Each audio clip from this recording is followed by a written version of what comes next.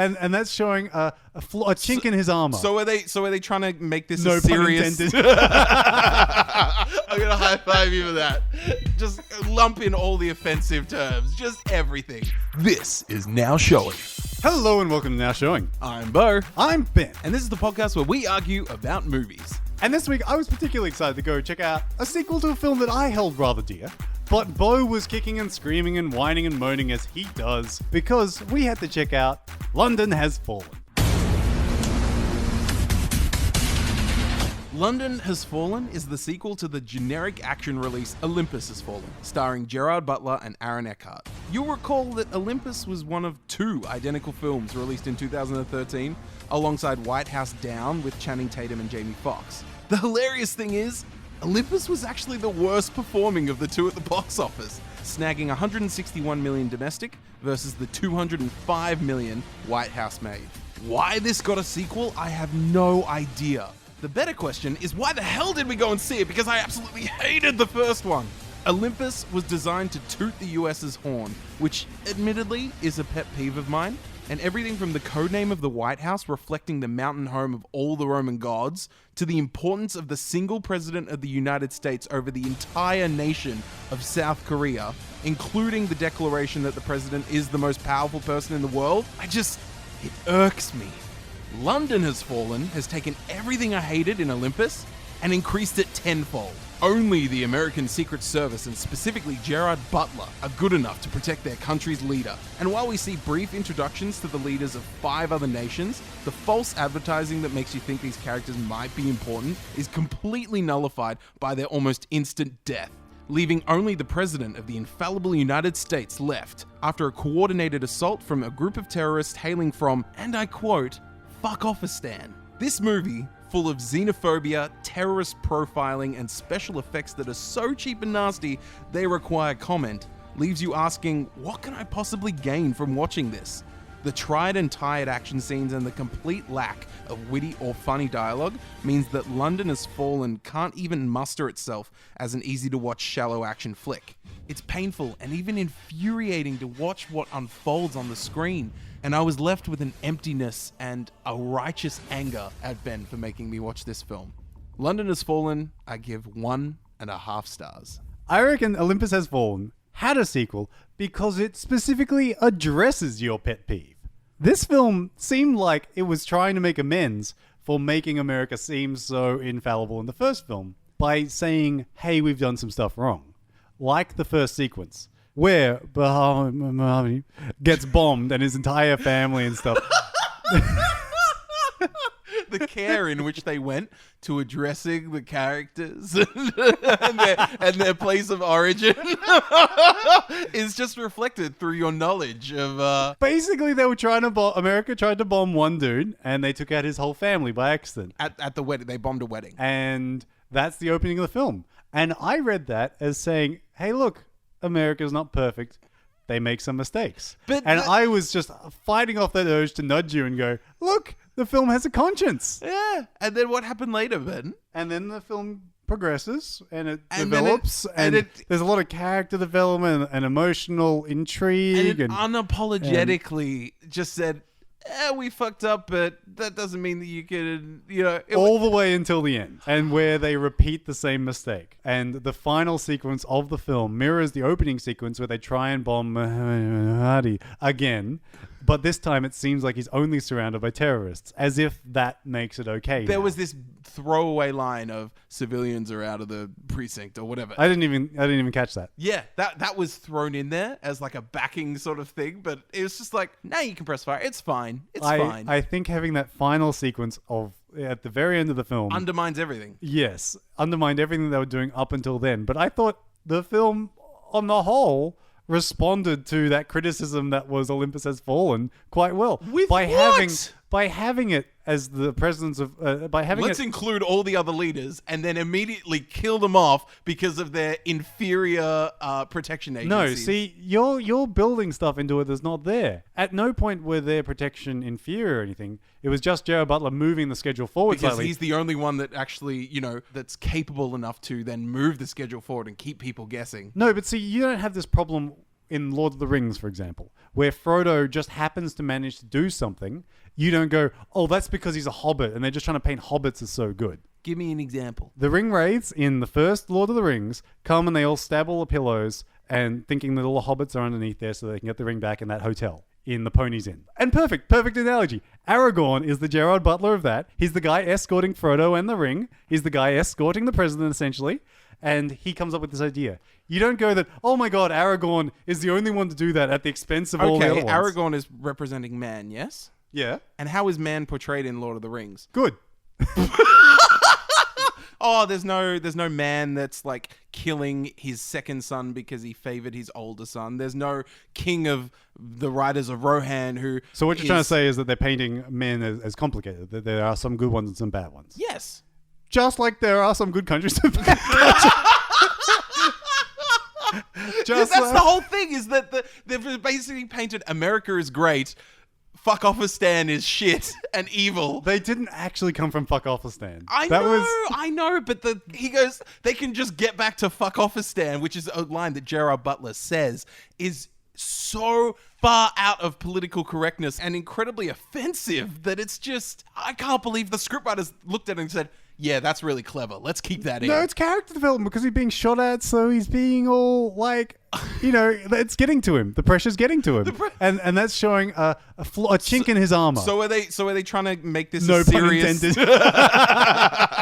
I'm gonna high five you for that. Just lump in all the offensive terms, just everything. Are you trying to say that this is a serious film? It honestly seemed like they were trying to respond to They that were trying criticism. so hard, and at the same time, it seemed like they were just digging their graves deeper and deeper and deeper, because all of the other world leaders completely forgotten about that survived. They're like, we don't give a shit. It's only the president of the United States. That's who we're after. And then the English at the end, when the president of the United States survives. And No way. Who would have thought that? And then all the English guys in like HQ are just like, woo! Yeah! We saved the American. We saved one of the leaders of the world. Yeah, but our city's fucked. It's not yay we eliminated the threat and killed the base of these terrorists. It's yay the president is alive. And it should have been more English in the way that it should have been, oh, jolly good. Like that's how they should have responded in that sense. Like, don't add to the profile. I'm not adding to the profiling. I'm saying that it should have been underplayed because, yes, you're right. Ultimately, they suffered a massive loss and many losses of lives, and that one, yeah. But this film and the first one, Olympus Has Fallen, both were trying to ask that question of what's more important, one person or thousands of people. And they are offered exactly the same option in this film that they were offered in the first one. Hand over your president and we'll stop the fighting and all the stuff. And they refuse to do it. And ultimately, that seems to be a pretty good question to be asking. Because by asking it, it's saying that he's no more important than the other ones. That was different. In the first one... Yeah, well, how was different? It seemed to be exactly the same dialogue from my memory. Oh, yeah. In terms of the ideas and the ultimate storyline put forward, identical. But the difference with this was, rather than hand over the president or people die, it was get your military to pull out their presence in South Korea or the president dies. South Korea? What? When did that happen? Was that in the middle? In Olympus Has Fallen. Oh, right. The first one. Oh, yeah. Sorry. Yeah. So the first one, the North Koreans are there to basically try and pull the US military's presence in South Korean Ocean because they're basically protecting the South Koreans from the North Koreans, yeah? And so what they're asking is to basically forsake all of South Korea or we kill your president. And they instantly went and jumped to do it. So the only difference is... So with this, it was measuring the lives of potentially all of South Korea versus the president, and then they chose the president over the South Koreans. In this, it was hand over the president or people die, which is a very different scenario. And arguably lower stakes. You would think they would up the stakes. And you said it was a generic film of 2013. It wasn't. It was one of the Die Hard ripoffs of 2013. I don't think a film can be more generic if there is an exact cut and paste copy of another film that comes out in the exact same year. And this one, London Has Fallen, was a copy and paste of Olympus Has Fallen. Ultimately, the structure was very simple.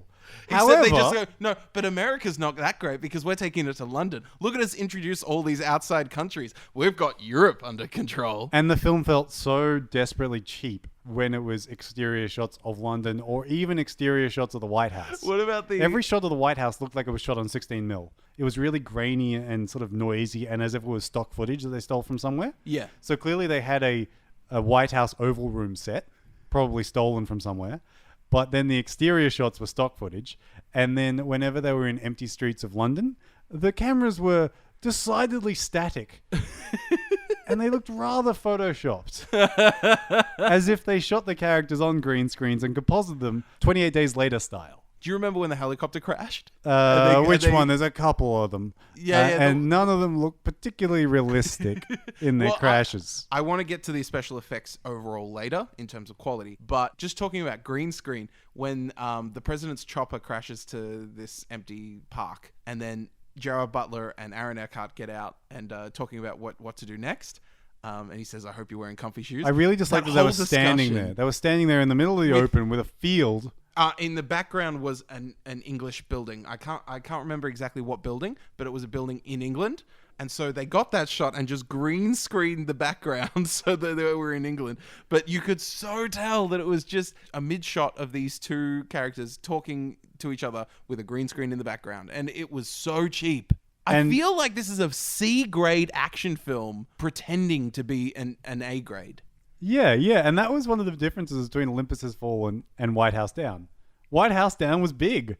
It felt expensive, it felt huge, and it had some big name stars. And they I'm went a big all fan the way. of Gerard Butler and Morgan Freeman in this. I think what White House Down did that led to it being more successful is that they went, you know what? This isn't serious. We're going to give the president a freaking bazooka, and he's just going to say some quippy line, shoot a bazooka and blow some shit up, and we're just going to have fun with it, which is what it was about. Like, Channing Tatum is more of a comedic actor versus an action actor. And then you have Gerard Butler, who's like serious shit and was an amazing action star and gamer. And then they tried to make this series, both Olympus Has Fallen and London Has Fallen, incredibly serious with Political undertones. Exactly. And it was just so short of the mark. Oh, and sorry, and none of that was more obvious than when Gerard Butler would stab people and say like evil shit into their ear as they were dying. Every single person he kills, it's not just to protect someone. He does it gruesomely. Like, there's one guy, he's stabbing in his leg, in his body, in his chest as he's going up his body, and he's not really trying to get any information out of him. He's yelling, "Where were they going? Where were they going?" and doesn't really get any information out of him, and he just keeps making it more painful. He's like, "All right, we could do this the hard way." It seemed unnecessarily cruel. Yeah, Aaron Eckhart did bring up at one stage, like, was that completely necessary? And, No, it wasn't. And walks off. And it's violent and gratuitous for the sake of being violent and gratuitous, but not like Quentin Tarantino style. It was just because it's fun. It was flabbergasting. Question though, why does the White House have a code name, Olympus? Why didn't London have a code name? Yeah, I know. Well, Why the name didn't London the Has Abbey? Fallen is a bit lame. Like, yeah. The Abbey Has Fallen, or... because London didn't deserve a code name. No, it's not because it didn't deserve a code name, you loser. I know that's a bit of a long straw to draw. Yeah. Look, I know... White House Has Fallen would have been a bit of an on-the-nose title. Yeah. Well, they did White House Down. That was fine. Yeah, that's fine. That works for some reason. No, but going back to what you said, it's on the nose intentionally. Like, it's saying what it is explicitly to sort of be fun. Yeah, that's why I think White House Down was successful, is that they were like, we're not taking this seriously. This is a dumb action movie for you to have some fun watching. But because Olympus Has Fallen and by proxy London Has Fallen have tried to be so serious, and so we're talking about some important shit here, but all they do is profile terrorists to come from some Middle Eastern country ending in Stan, and basically promote how you solve these problems is to shoot missiles at the terrorists. Make sure that there are no civilians, but you shoot a missile at them from a drone. It's fine. As long as there are no civilians, it'll be fine. Yeah. However, How can you justify this, Benoit? Please tell me. there was an amazing scene. The storming the construction site. Now, see, what we were talking about before, that all the exteriors of London and all that crap didn't really work that well because it looked kind of cheap. But it seemed like this film was basically going, a few exterior shots of them running across London, cut to an interior studio clearly in America.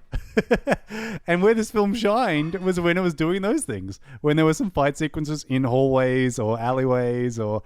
and my favorite one was the construction site. So they faked a one shot running up to this building and taking out a bunch of people, and then Gerard Butler sneaking into the building and taking out some more people. And it went forever, and I loved it. The one shot, I could tell that they were like, check it out, it's one shot. But it didn't feel impressive. It didn't feel well executed. It just fell flat for me, that one shot. But I will agree. The one shot in itself wasn't... I have this theory that whenever you could tell there's a break, like visual effects, whenever your brain can tell that there's something different, even if you don't actively acknowledge that's where the cut is, all of a sudden it's less impressive. It even happened in Star Wars. It took me till the second or third watch to recognize that the one shot of them going into Mal's cantina was supposed to be one shot. Because it's like tracking behind them, it tilts up to the ship and it tilts back down and goes inside the cantina. But you don't acknowledge that it's one shot because you can feel the visual effects and the seams. Yeah. Whenever you see the seams, it sort of loses all illusion. Conversely, in Creed, the one shot in the middle of that film is incredible. Impeccable. And that's... although there's apparently one or two cuts in there as well. But you can't see where they are. Does that make it better? I don't know. Regardless of the one-shotness, though, the action scene was good. Yes, once he entered in the construction site, this is the only reason that it gets 1.5 stars, is that action scene there.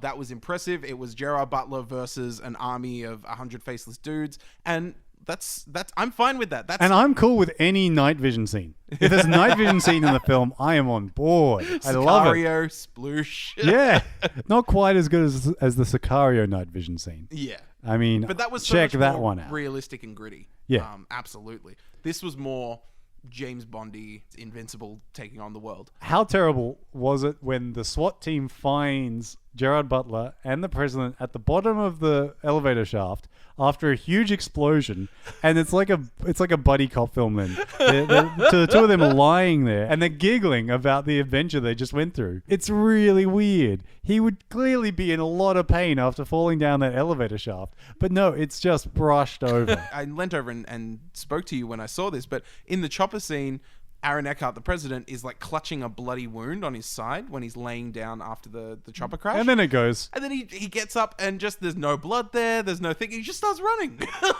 I leant over to you and goes, where's the wound? Non-existent. It's gone. When the president was being tortured or about to be killed on live TV, he looks up to the bad guy and says, "That's the sound of inevitability." Yeah. Which is exactly the line that Smith says to Neo in The Matrix. There's 3 moments of quoting another film. Not at the bad guy.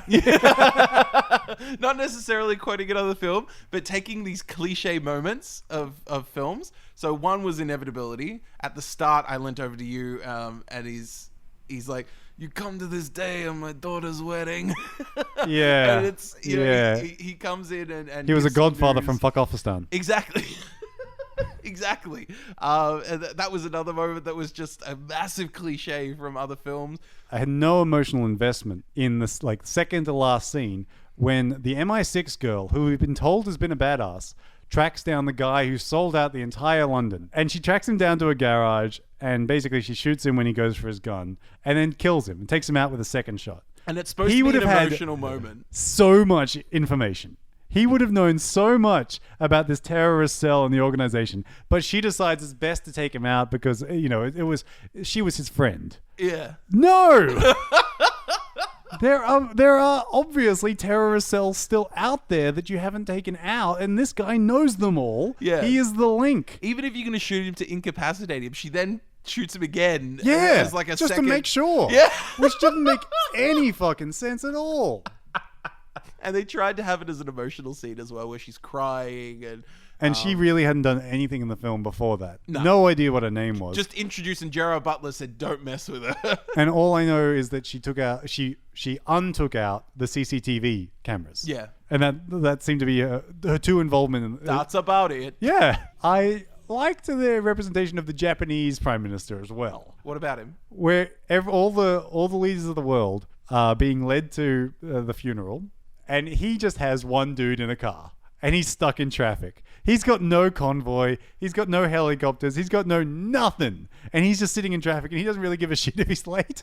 I don't know. I thought that was great. He's just got like one security detail who's a guy going, sorry, we're stuck in traffic. What about the French? He didn't give a shit if he was late. He had a boat. Purposely He had a being late. boat leading him to another car and a convoy. Yeah. So even he had a whole bunch of shit. And like even the Canadian Prime Minister, he goes, no, fuck that guy. We're going to blow him up too. But I can't wait for number 3. There's a third? Where I'm sure, you know in that sequence where they say all the leaders of the world are coming, except for the Russians. No big loss there. Come on, the Russians have to be the next bad guys. Russia has fallen. That has to be number 3. If there is a third one, there is no force on this earth that will drag me to see that. They are going to milk this puppy for all it's worth. It was awful. It was absolutely awful. We've commented on how cheap the CGI looked. I have a few friends who can do some stuff in After Effects that would be about that quality. I don't understand how they could have such a large budget and spend so much on this film and have it look so terrible. B to C grade movie. Like Sharknado terrible. The film The Day After Tomorrow, the effects in that make this film, even though it's made with better technology, like a child has then animated all of the explosions and special effects. Yeah, I've been playing a little bit of Sacred Cow with you. I enjoyed taking you to this film because it caused you so much pain. And you were kicking and you were screaming and... The whole way. You know when you can tell someone's not enjoying something and they're sliding down in their seat, they're looking at their watch? Beau was doing all that stuff to this film. And that just made me love it. So for that, I'm giving it 5 stars. Your first and only 5-star review is because I hated every minute of it and you made me go to this piece of shit. No, I can't do that. Even I can't bring myself to do that. I'm not going to give it much higher than you. I'm going to go for 2 stars because for everything the film did well, which was the final action sequence, everything else was pretty bad. I really enjoyed that final action sequence. That was pretty damn cool. And they failed so hard at trying to amend their errors that they made in Olympus Has Fallen. I argue only because of that one scene at the end there. If that scene was lifted, and in fact, if there was the opposite, like, would that have satiated you? If in the end the Americans had learnt their lesson and didn't military bomb the bad guys when there were potentially civilians around, therefore being a mirror but the opposite of what happened in the beginning, would that have satiated you?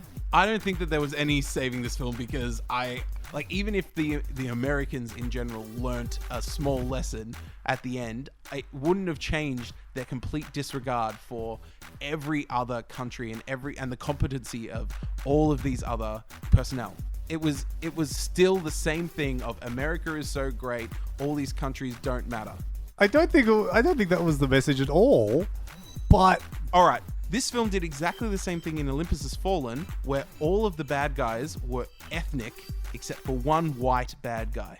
Yeah, who was a betrayer on the inside. Yes. Yeah. So it was basically we are going to say visually that every ethnic person is a bad guy and every white guy is a good guy, and then we're going to have one person who betrayed from the inside. They get their comeuppance, they die. That was Olympus Has Fallen. That was London Has Fallen. What personnel in any other country, except for maybe London with a few characters, any other country was useful? But it's set in London, so... Okay, it's set in London. It was a bit interesting that all the police officers were substituted for bad guys. And then halfway through the film they say, pull back all the actual police officers so anyone left is a target. That was interesting because I can't imagine that even a few hundred bad guys in police officer outfits would mean you'd stand down and stop fighting in your home city. That was very weird. But other than London personnel, yeah, was there any other international agent that was useful? None of the international agents were useful, not even the American ones, until that final fight scene when they finally got them got them on the ground level. It seemed like the bad guys were better than every country, no matter what. Except for Gerard Butler and America. No, not and America. It boils down to Gerard Butler being better than every country in the world. He's a superhero. And that's where this film jumped from the second film to the third film. Normally in the second film, the John McClane still has a little bit of trouble. But in this one, no, they just went number 2. He can kill anyone and anything, and he can stand up against foreign agents. It doesn't matter. Hundreds of them. They should have sent more. I think you're reading too much into the American stuff. I disagree, but fine. Yeah. Each to their own. Yeah. I just think this film did did this film do a better job than Olympus Has Fallen with its politically correctness? It didn't make me as angry. Yes. It still made me angry that they left out and just ignored so much potential for diversity and so much potential for one thing, non-profiling, and they were so insensitive and did the exact same thing in Olympus Has Fallen and London Has Fallen of every ethnic guy is bad. That is what infuriated me. I have no retort. So it's like a it's a lesser evil, but still an evil. I will concede that it became very bad the way they kept having slow-mo shots of the bad police officers, and I could see that a small child watching this film might be influenced to be slightly more racist. Which is actually a really bad thing. Yeah. I'm kind of glad that I'm slightly opening your eyes to this. You're not opening my eyes to it. I mean, it's always going to be that type of film, but I just don't think it's that saying doesn't America. Make it okay. I know. Yeah. That's a good point. It's always going to be that film. Just let it be racist. Actually, yeah, I really shouldn't say that. Hey. No. I feel like pulling a little bit more off now. Would that make you happy? Yeah, that would be good. Yeah. Olympus Has Fallen. Every Asian guy is bad. London Has Fallen. Every ethnic Middle Eastern guy is bad. Actually, yeah, thinking about it a little bit more was a little two-dimensional in that sense. I feel a little uncomfortable with my 2 stars now. Feel like you're promoting some xenophobia? Yeah, I don't exactly want to do that. No. Despite my occasional... Yeah, I feel uncomfortable. I'm going to take it back to 1.5 stars. You brought me down, Beau. You've made the right decision.